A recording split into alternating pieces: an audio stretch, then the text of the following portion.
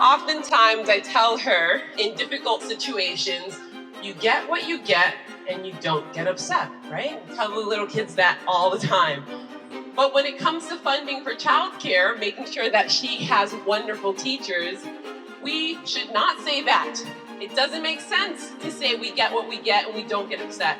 We have to shout loud and make sure that politicians and elected officials who are not on board understand the sacrifice, understand the hardship, understand how scary it is to wake up and not know if your child is going to be in a place of care because the teacher is out of a job, or the child care center is going to close down, or maybe they're closing a classroom. It's about moments like this, coming together and getting upset.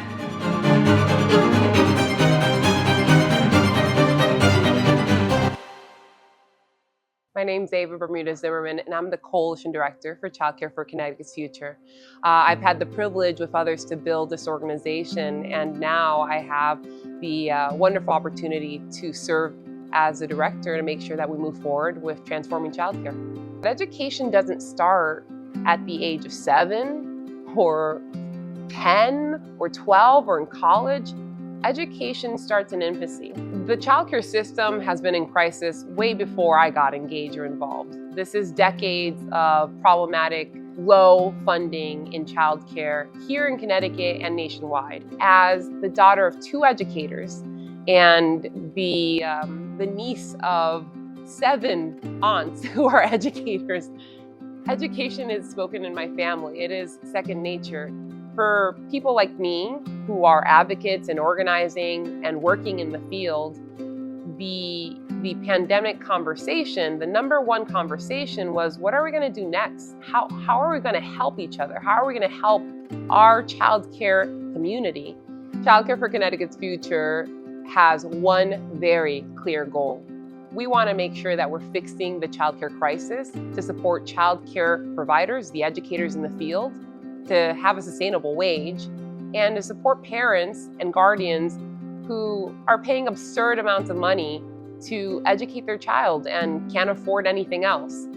With these 2 realities combining and joining forces, the big goal comes into play with capping the cost of childcare at 7%, while simultaneously making sure that we have more than enough funding to pay providers what they actually deserve. I just think at the state level, we need to educate everyone, let them know what childcare is, why it's needed, and what the families need, what the providers, what our ECE teachers need. Like, it hurts my heart that my teachers need to take on a second job. After they worked all day, that breaks my heart. Can I pay them more? I'm trying. It really takes a conversation on the public side, on the public level, to really fund childcare, because the cost of childcare is just so great and there's so much need. Not one entity could really supply the kind of funding that you really need other than public financing. The Morning About Childcare was our opportunity to say, this is parents coming together. We don't have to strike. We're gonna do something. We're gonna go big. We're gonna go bold. But we're going to do it in conjunction with providers in a way that makes sense for both of us. My name is Jade Thomas, and I work as a policy specialist at All Our Kin. We're a nonprofit that supports home-based childcare businesses in Connecticut and the Bronx. Honestly, I feel emotional, and I think I also feel a little bit angry. I think I feel emotional because I've been in programs, and I know that that's where educators want to be. And so for folks to have to take time away from the program to come out, spend an hour, shouting their hearts out, and then running back to the program. I think it's unfortunate that that's where we are. It takes a special person to want to fight for something, not because there's money in it, but because it's what you really care about, and you see the value in something that a lot of people undervalue. Sometimes as an organizer or an advocate and ally, we get frustrated and, bogged down by the delays of bureaucracy, the red tape. But by going to a rally and seeing that you're not alone, seeing your neighbors, meeting people that you've never met, seeing that the community surrounding you is embraced by providers, parents, grandparents, aunts, and uncles really is inspiring.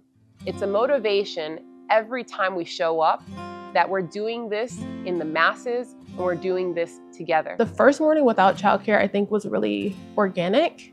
And I think there was a lot of anger because, once again, early childhood wasn't being invested in the way that it should be here in Connecticut. And so folks kind of just came together out of this frustration of like, I can't believe we're here again. Why are we having to ask for money so that we can educate our children? And I think that sometimes it can feel like, oh man, we're not getting to where we want to be. But I truly think it's like a drop in a bucket. One drop at a time makes a difference. You don't always see it immediately, but I think collective action has the power to do a lot. I'm here to welcome you to the Childcare for Connecticut's Future Coalition's 3rd annual Morning Without Childcare.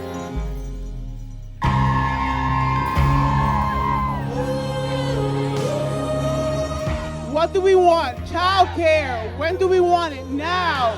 What do we want? Childcare. When do we want it? Now. Us educators have to do it all. We are administrators, social workers, confidence, and we are some second parents to most children. The investment we put into childcare as educators is priceless. Can you guys say priceless?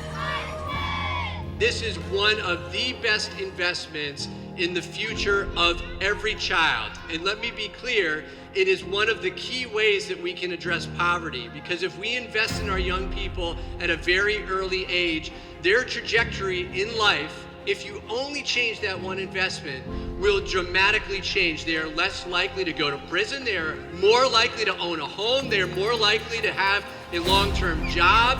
So we need to invest more in our kids. You know, women have been in the workforce for a very long time. And so it is time that you include us in all of your planning as we're thinking about creating a new society. We are here, we're important, we are needed. We cannot depend on somebody else for our economic security. Fix the childcare system. Do this for everyone. I think that this last morning without childcare, it made me feel better. Like my morale was boosted. I was so proud of all the teachers. Childcare providers don't get paid enough. Parents have a high co-payment that they cannot afford. It is time to fix childcare. Los legisladores traigan, inviertan y se concienticen más realmente lo importante que es el cuidado infantil.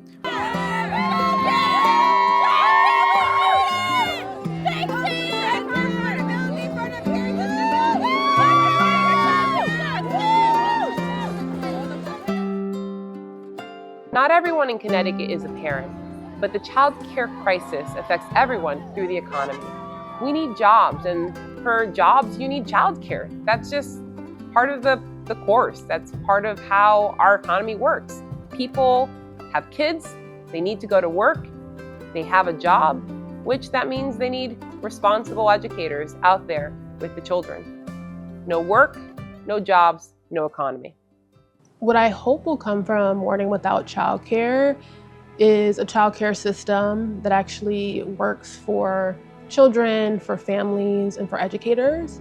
So somewhere where children are having positive early learning experiences that help to guide them throughout their entire lives. Somewhere where families, again, can go to work and know that their kids are gonna be okay. And then, educators who care so deeply about children will be able to not just do work that's fulfilling to them, but to actually be able to support themselves. Like I was told by one legislator, if you don't make it important and you don't make it known to be important, it's not gonna be important for somebody else. In order to make sure that childcare providers are supported, childcare educators, the workforce, and that parents and guardians have a route where they can breathe, they can actually support their families while having quality childcare, we need to make sure that we have voices included in the conversation.